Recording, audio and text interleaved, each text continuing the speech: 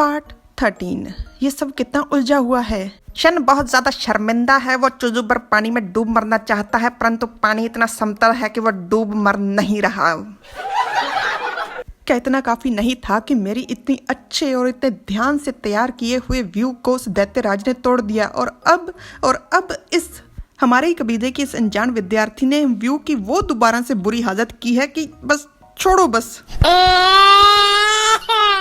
मैं बिल्कुल स्वीकार नहीं करूंगा कि कोई दिक्कत या परेशानी है, वरना सबसे ताकतवर तकनीक के माहिर की क्या इज्जत रह जाएगी। ज़ियाओ ज़ियाओ, तुम्हें अपने चाचा गुरु को समझना होगा। तेंची, तुम इतने लंबे समय तक व्यू के अंदर रही हो, क्या तुम्हें उसमें कोई कमी मिली? तेंची विनम्रता से प्रणाम करते हुए कहता है, मैं बस बताने ही वाला था चाचा गुरु, मैंने बहुत ही अच्छे से ढूंढा है और कमी है हमारे महान स्वर्गीय अमर गुरु जी की मूर्ति में। शन कहता है, मुझे लगा ही था, अंत में मेरे अच्छे गुरु जी ने अपनी निशानी छोड़ ही दी। गुरु जी का दिल बहुत ही बड़ा और अच्छा था। वो तो दैत्यों के साथ भी बेहद नरमाई से पेश आते थे।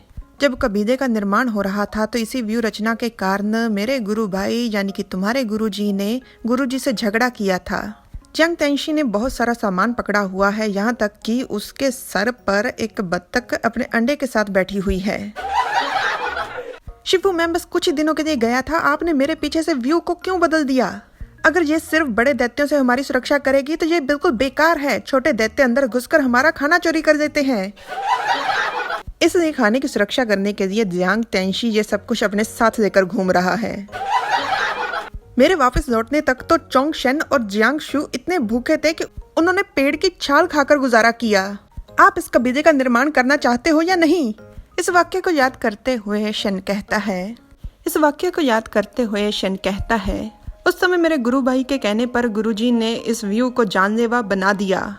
मैंने कभी नहीं सोचा था कि छोटे दैत्य जान बचाकर भाग पाएं, इसलिए वो इस व्यू में कोई कमी या कमजोरी छोड़ेंगे। बदकिस्मती से अब पहले जैसा समय नहीं रहा। जब से वो दो जातियों वाला युद्ध हुआ है तब से इंसानों और दैत्यों के बीच में सुलह होने की कोई उम्मीद नहीं रही। और इस समय जो माहौल है उस अनुसार तो सब लोग दुश्मन के प्रति बेरहम और पत्थर दिल हो चुके हैं। तेंची और शन की परछाई रोशन क्यों है, इस बारे में हमको कोई जानकारी नहीं।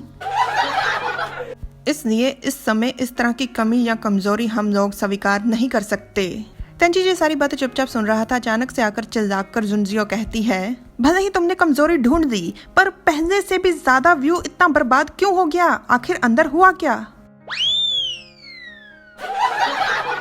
क्योंकि जब मैं व्यू में था तो अचानक से बुरी शक्तियों ने मुझे घेर दिया। वो मुझ पर काबू पाने ही वाली थी कि अचानक से बेख्याली में मुझे गुरुजी के शुद्ध करने वाले मंत्र सुनाई देने लग गए और गुरुजी के मंत्रों की कृपा से ही मैं इन सब मुसीबतों से बचकर होश में आ गया। वाव! पर उसके बाद क्या हुआ मुझे कुछ भी याद नहीं। मेरे ख्याल से गुरुजी ने मेरी मदद की, जिस कारण व्यू क्षतिग्रस्त हो गया। हालांकि जुनजियो को तेंची पर बिल्कुल विश्वास नहीं, संदेह हो रहा है, पर गुरुजी के नाम पर वो प्रश्न चिन्ह नहीं लगा सकती। शन कहता है, ऐसा लगता है फिर तो मेरे गुरु भाई इस व्यू को ठीक करने में भी मेरी मदद कर सकते हैं। वैसे भी महान अमर गुरुजी ने इस कमी को खास तौर पर पीछे छोड़ा है, तो इसे ठीक करना मेरे अकेले के बस की बात तो है नहीं। और अगर इसी तरह से सुट्टे खींचते रहे तो कोई भी बात तुम्हारे बस की नहीं रहनी। मैं अपने दोनों गुरु भाइयों के साथ इस मसले पर चर्चा करता हूँ। अभी के लिए सब कुछ तुम लोग मुझ पर छोड़ दो और फिलहाल अगर और कोई दिक्कत नहीं है तो तुम सब लोग जा सकते हो। पर तेंची कहता है, रुकिए चाचा गुरु, मुझे दिक्कत है। शन उसकी तरफ देखता है तो तेंची कहता है, नहीं, इतनी कोई खास बात नहीं है। नहीं, ठीक है, अगर नहीं है कोई खास बात तो मैं चलता हूँ। तेंची मन में कहता है, व्यू ने मुझे इस तरह से निशाना क्यों बनाया? वैसे इसका कारण ये भी तो हो सकता है कि विद्यार्थियों से व्यू की मरम्मत ठीक से नहीं हुई। छोड़ो, मुझे इस मुद्दे को नहीं उठाना चाहिए, वरना ए मियाऊ और लिटिल शिजियो को कोई पंगा पड़ सकता है। यह है जियांग तेंशी का कमरा। ए चंग उसे कहता है, तेंशी जी, तेंची व्यू से सही सलामत वापस लौट आया है और चोंगशन ने मुझसे कहा है कि मैं आपसे पूछूं कि जो अमर गुरुजी ने जो जीवित प्रवेश द्वार छोड़ा है उसका क्या किया जाए। तेंशी कहता है कि हम उस प्रवेश द्वार को ऐसे ही नहीं छोड़ सकते। चोंग को कहो कि उसका कोई उपाय ढूंढे। एचेंग कहता है, चोंगशन ने कहा है कि वो अकेला उस जीवित प्रवेश द्वार को खत्म नहीं कर सकता। हाँ, वो अमर गुरुजी की मूर्ति को बर्बाद कर सकता है।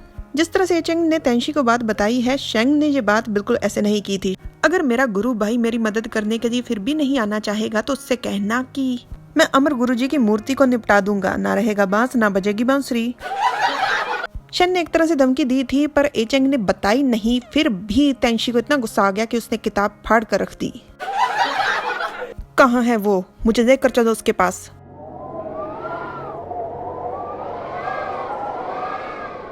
रात का समय था और व्यू के अंदर शेन खड़ा हुआ था। शेन कहता है, गुरुजी के स्वर्ग सुधारने के बाद तुम यहाँ कभी नहीं आए, आज इतने समय के बाद पहली बार आए हो। शिष्योंग, कितने साल गुजर गए हैं, अब हम सबको इस बात को भूल जाना चाहिए।